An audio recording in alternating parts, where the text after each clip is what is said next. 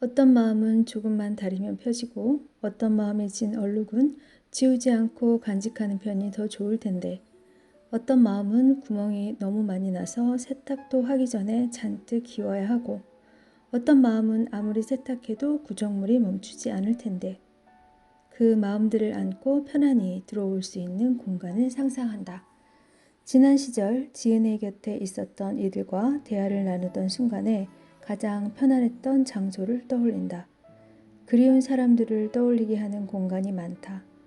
호숫가 근처의 춘복 이모네 2층 집, 바닷가 앞에 영수 삼촌네 거실, 유럽 시골 마을에서 머물렀던 소피 할머니의 정원까지 햇빛을 잘 받아 바삭하게 마음의 얼룩이 마르도록 온통 해가 잘 들어오는 방향으로 지어야지.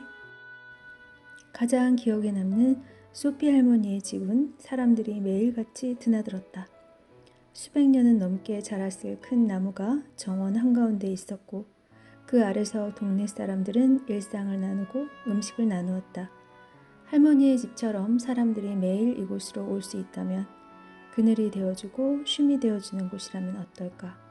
지은은 골몰이 생각하느라 자신이 슬며시 미소 짓고 있는지도 모른 채 눈을 감고 꿈을 꾼다. 호두나무로 만든 튼튼한 목재집에 사계절 푸른 정원이 있는 2층짜리 건물을 만들어야겠다. 겉은 유럽식이고 속은 한옥에 석가래를 넣어 만들어 볼까? 이곳에 들어오면 마음을 회복해서 돌아가는 거야. 마음의 얼룩을 세탁해서 나무의 나이테처럼 마음 나이테를 만들어 돌아가면 좋겠어. 7개의 나무 계단을 지나면 동백이 흐드러지게 핀 동그란 아치형 입구가 나온다. 오래된 나무로 만든 문을 열고 들어서면 비밀의 정원으로 들어서듯 문 밖과 다른 세상이 펼쳐진다. 언덕에 있으니 낮에는 따뜻한 해가 종일 들어오고 밤에는 은은한 달빛이 비출 거야. 모두가 잠이 든 깊은 밤 커다란 꽃이 피어나듯 마음 세탁소가 조용히 빨간 빛 속에서 생겨난다. 한입 한입 웅크리고 있던 몽우리에서 꽃잎들이 기지개를 켜듯 한 층씩 건물이 피어난다. 1층은 세탁물을 받는 공간과 차를 우려내는 공간을 겸해 높은 바 테이블을 만든다. 2층은 세탁실이다. 이곳에서 마음의 얼룩을 빼고 구겨진 마음을 다림질해야 하니 장식은 최대한 배제한다. 기계 세탁실과 다림질 공간을 만들고 기다리는 이들이 쉴 수 있도록 4인용 테이블 2개를 배합한다. 아, 조명을 달아야지. 실내는 속내를 털어놓기 부담스럽지 않도록 편안한 노란 조명을 달고 조도를 낮춘다. 민낯이 환히 보이는 빛보다는 마음을 숨길 수 있는 어두운 여백이 편안할 테니 2층으로 이어지는 계단 구석으로는 사람 한 명이 겨우 올라갈 법한 동그란 철제 계단을 설치한다. 철제 계단을 타고 올라가면 펼쳐지는 옥상 정원 한가운데는 손님들을 위한 빨랫줄을 걸고 자신을 위한 빨랫줄도 건다. 지난 시절에 누군가의 슬픔을 듣고 위로를 건넨 날이면 지은은 집으로 돌아와 그들의 이야기를 떠올리며 빨래를 했다. 조물조물 세제를 넣고 빨래를 주무리고 하얀 거품을 바라봤다. 빨래를 물에 헹궈낼수록 거품과 함께 옷에 묻은 먼지와 때들도 물에 흘러내려갔다. 빨래가 끝나면 그들의 슬픔과 아픔도 깨끗이 지워지길 바라며 빨랫감을 탈탈 털어넣었다. 빨래를 걸어두고 물이 툭툭 떨어지는 장면을 멍하니 바라보고 있으면 세상의 모든 감정의 찌꺼기들도 같이 말라가는 기분이 들었다. 지은이 간절한 마음으로 빨래를 한 다음 날이면 어두웠던 이들의 표정은 말끔하게 펴 있었다. 구름이 거친 말끔한 하늘처럼. 마음 세탁소를 다녀가면 당신들은 편안해질 거야. 편안함이 가득한 공간이 되길 바라는 지은의 간절한 바람으로 동네에서 가장 높은 언덕에 마음 세탁소가 그렇게 탄생했다. 다행이다. 감았던 눈을 뜨고 세탁소를 바라본다. 오랜만에 쓰는 실험 마법이 통하지 않을까 조마조마했다. 언젠가부터 지은은 생을 끝내고 싶어 간절히 늙어가길 바랐지만 이루어지지 않았다. 젊음의 육체로 반복해 태어난다는 것은 사랑하는 이들을 잃는 것과는 또 다른 찢어질 듯한 고통이다. 심지어 바로 직전의 인생에서는 지은이 부여받은 능력으로 무언가를 해내려고 아무리 꿈을 꿔도 이루어지지 않았다. 이 생은 또 다른 능력을 부여받은 생인 걸까?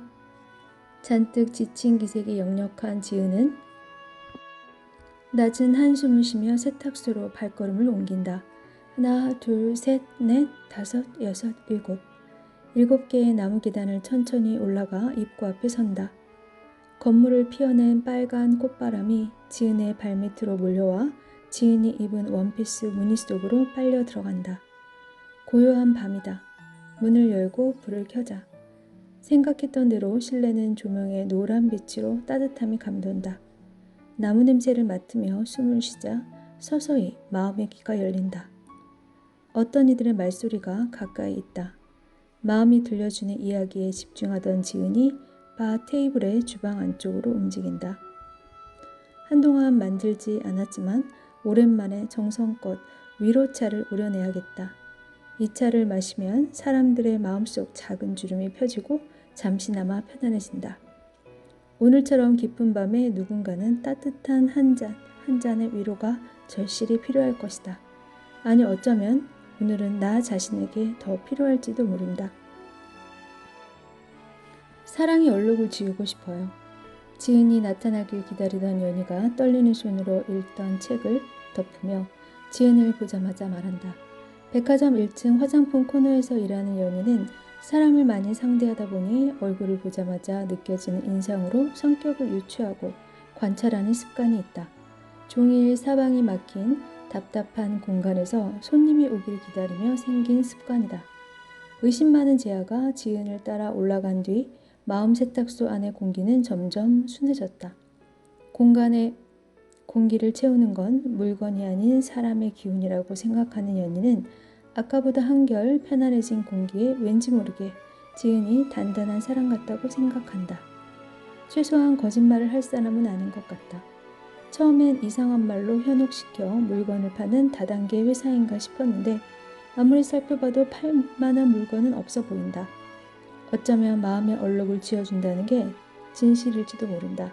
아니, 진실이 아닐지라도 지금 이 순간은 진실이라고 믿고 싶다. 사랑이 왜 얼룩이야? 길고양이처럼 웅크리고 떨다가 먹이를 주는 사람을 만난 듯 반기는 연희의 어깨를 어루만지며 지은이 묻는다. 사실 그 사람이 다른 여자들을 만나는 걸 알면서도 끝사랑은 저일 거라고 생각했어요. 처음부터 희재가 다른 여자들을 만난 건 아니었거든요. 한 3년은 서로 죽고 못 살았죠. 아직 아침 6시까지 휴대폰이 뜨거워지게 메시지를 주고받았어요. 첫사랑이었어요. 서로한테. 희재는 꿈이 많은 사람이었어요. 희재가 눈을 반짝이면서 꿈에 대해 이야기하는 모습을 보는 게 좋았어요. 저는 어떤 일을 간절하게 하고 싶다기보다 해야 하니까 하는, 할 수 있는 일을 했거든요. 희재가 작곡을 하고 싶대서 24개월 할부로 좋은 노트북을 사줬어요. 작곡을 하다 보니 연주를 직접 해야 한대서 기타도 사줬어요. 그랬더니 기타보다 건반이라서 전자피아노를 사줬어요. 그러다 직접 음악을 불러봐야 할 것 같아서 마이크도 사줬어요. 조용히 읊조리듯 말하듯 연희의 시선은 허공에 있다. 연희가 희재의 생활비까지 책임지게 되면서 둘은 자연스레 동거를 시작했다. 함께 시장에서 장을 보고 밥을 해먹던 날들. 늘어지게 낮잠을 자고 난 뒤 부스스한 상태로 공원을 산책하며 허리가 끊어져라 웃던 행복한 순간도 있었다. 희미해진 기억이 떠올라 생각에 잠긴 연희를 보며 지은이 손에 쥔 손수건에 힘이 들어간다. 사랑이 무엇이길래, 대체 사랑이 무엇이길래 한 사람에 대한 믿음이 저렇게 절대적일 수 있는 것이지? 바보 같죠? 근데 그때 희재가 제 유일한 숨구멍이었어요. 작곡을 한참 해보더니 이번엔 보컬학원에 다니겠다더라고요. 그 다음엔 연기학원에 다니겠다고. 그 돈을 대주려고 저는 일 끝나고 편의점에서 알바도 하고 식당에서 서빙을 하면서 희재의 꿈을 응원했어요. 돈은 벌 수 있는 사람이 벌면 되니까 전 딱히 돈 쓸 데도 없었거든요. 희재가 꿈을 이뤄서 행복해하면 저도 행복할 것 같았어요. 제 꿈은 언제부턴가 희재가 됐어요. 어쩌면 제가 가져본 적 없는 달콤한 희망을 희재를 통해 이루고 싶었는지도 몰라요. 희재는 보컬 학원에 다니면서부터 연희와 연락이 잘 되지 않았다. 연습 중이라 연락을 할 수 없었다는 희재의 말을 연희는 믿었다. 연기 학원으로 옮기면서부턴 며칠씩 집에도 들어오지 않았다. 사흘 만에 집에 들어와선 술에 잔뜩 취한 채 잠만 자다가 인사도 없이 옷을 챙겨 다시 나가기 시작했다. 그렇게 3개월, 6개월, 1년. 시간은 계속 흘렀다. 어떤 시기에 희재는 한 달씩 집에만 온둔해 있기도 했다. 둘 사이에 대화가 끊긴 지는 오래였다. 몸의 대화도 마음의 대화도 모두. 의무적으로 저를 만지던 손길과 몸이 차갑고 딱딱해져 가는 걸 느꼈어요. 분명 우리한테도 뜨겁고 부드럽던 날들이 있었는데 그렇게 기계적으로 서로를 안고 나면 슬퍼져서 내가 그냥 피했어요. 그렇게 연인도 친구도 아닌 상태로 살았어요. 그러다 어느 토요일 오후에 술을 잔뜩 마시고 들어와서는 미안하지만 대출을 좀 받아달라고 하더라고요. 엄마가 아프셔서 수술비로 1,000만 원이 필요하다고. 곧 취직을 해서 갚을 거라고 했죠. 그날 오랜만에 희재랑 밥을 먹었어요. 희재가 고등어를 굽고 된장찌개도 끓였어요. 그날은 밥도 유난히 찰지고 윤기 있게 지어졌어요. 마주 앉아서 밥 한 톨 남김없이 맛있게 먹고 자연스럽게 아주 긴 밤을 보냈어요. 어느 때보다 깊고 진하고 뜨거웠어요.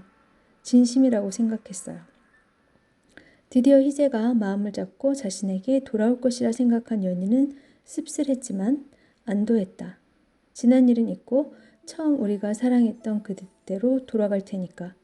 이제부터 다른 사람들처럼 평범하게 가족으로 살아가면 되니까. 그토록 연희가 갖고 싶던 평범하게 살아가는 진짜 가족. 그리고 다음 날 대출을 받으려고 반차를 쓰고 집에 들어서던 연희는 현관문을 열자마자 숨이 막혔다. 현관에는 연희 것이 아닌 구두가 희재의 신발과 나란히 놓여 있었다. 둘의 신발은 밖을 향해 가지런히 정리되어 있었다. 사이즈는 230, 발이 작은 여자다. 연희는 방에서 들려오는 소리에 눈을 질끈 감았다. 소리를 지를까? 사진을 찍어야 하나? 아니면 경찰에 신고해야 하나? 재하에게 전화를 할까?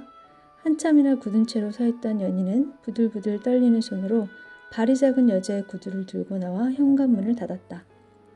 왜 그 신발을 들고 나왔을까요? 잘 모르겠어요. 계단에 그 얇은 구두굽을 내리쳤어요. 부러지더라고요. 희재와 내 관계처럼. 너무 연약한 굽이었죠. 지혜는 깊은 눈빛으로 연희를 바라보며 다음 말을 기다린다. 고개를 들고 지은이 건넨 손수건으로 눈물을 닦은 연희는 희미하게 웃어 보인다. 웃어도 울음일 수 있구나 하고 지은은 생각한다. 지은과 재하는 연희의 다음 말을 기다리며 가만히 침묵 안에 존재한다. 고요 안에 머물러 있는 시간, 침묵을 지나 연희는 입을 뗀다. 어쩌면 헤어지자고 말하는데 오랜 시간이 걸릴 건가 싶기도 해요. 희재는 누구한테 싫은 소리도 못하고 거절도 못하는 사람이거든요. 곁에 오면 머물게 하고 떠나면 잡지 않아요. 자신의 의지대로 사는 건 없어 보이는 그 사람의 껍데기 말고 속을 내가 채워주고 싶었어요. 사랑이 모두 행복일 순 없지만 사랑하면 할수록 연희는 고갈되어 갔다. 자신이 먼저 많이 사랑하면 그도 그 사랑을 닮아가길 소망했다. 이미 식어버린 찻잔에 따뜻한 차를 따라주는 지은을 보며 연희는 그 찻잔을 만지작거리다 침을 삼키고 말을 이어갔다. 끝에 끝까지 가봐야 끝이 나니까 계속했어요. 자존심 다 챙기고 진심 주지 않고 얄팍하게 사랑하고 밀고 당기고 전 그런 거는 못해요. 바보 같죠? 지은은 대답 대신 깊은 눈빛으로 연희를 바라본다. 희재와 사랑했던 추억의 날들을 지우고 싶어요. 분명 그 사람도 사랑이었겠죠. 함께여서 즐겁던 기억이 많아요. 그래서 웃을 때마다 행복하다고 느낄 때마다 그 사람이 생각나요. 그래서 결국 슬퍼져요. 우리는 사랑을 잃으면 울고 아파한다. 하지만 가장 슬픈 건 사랑으로 행복했던 기억들 때문에 그가 미워지지 않는다는 사실이다. 그래서 기억을 안고 살아간다. 기억 속 우리는 사랑으로 웃고 있다. 내가 준 옷을 입고 지우고 싶은 기억을 간절한 마음으로 생각해. 그럼 얼룩이 생겨날 거야. 얼룩이 생겨나면 세탁은 어떻게 해요? 어떤 방식으로 세탁할지는 얼룩을 보고 결정해. 어떤 얼룩은 세탁기로 지울 수 있고 어떤 얼룩은 직접 손으로 지워야만 지워지거든. 아, 네, 그럴게요. 연희는 하얀 티셔츠를 입으며 추억을 생각한다. 옷을 입다가 목덜미에 화장이 잔뜩 묻는다. 엉망진창이네. 내가 지나간 자리마다 엉망 또 엉망. 아픈 마음을 깨끗하게 세탁해 보송보송한 새 마음으로 갈아입고 싶었는데 시작부터 얼룩을 만들어놨다. 립스틱 자국을 문지르며 희재의 옷깃에 찍혔던 내 것이 아닌 립스틱 자국이 불쑥 떠오른다. 그가 다른 여자를 품에 안고 있는 걸 보며 마주칠까 숨었던 날들이 스친다. 욱신, 가슴이 아프다. 괜찮아. 마음 아픈 거 정상이야. 마음이 아프다는 건 진심으로 최선을 다했다는 거야. 얼룩이 얼룩덜룩하네요. 얼룩이니까 얼룩덜룩하지. 자연스러운 거야. 얼룩 없는 사람이 있을까? 일단 이리로 따라와봐. 계단을 향하는 지은을 따라 올라가며 연희는 얼룩이 묻은 티셔츠를 꼭 끌어안는다. 사랑의 흔적이 까맣게 타거나 연기처럼 하얗게 휘발될 줄 알았는데 얼룩으로 배어나온 걸 보니 아련하다. 희재를 안듯 사랑했던 기억을 안는다. 다행이다. 응? 아, 아니에요. 이제 걸어 다니시네요. 걸어다니는 연습하려고 손빨래실로 가자. 연희는 앞장서서 걷는 지은의 걸음이 가볍고 우아하다.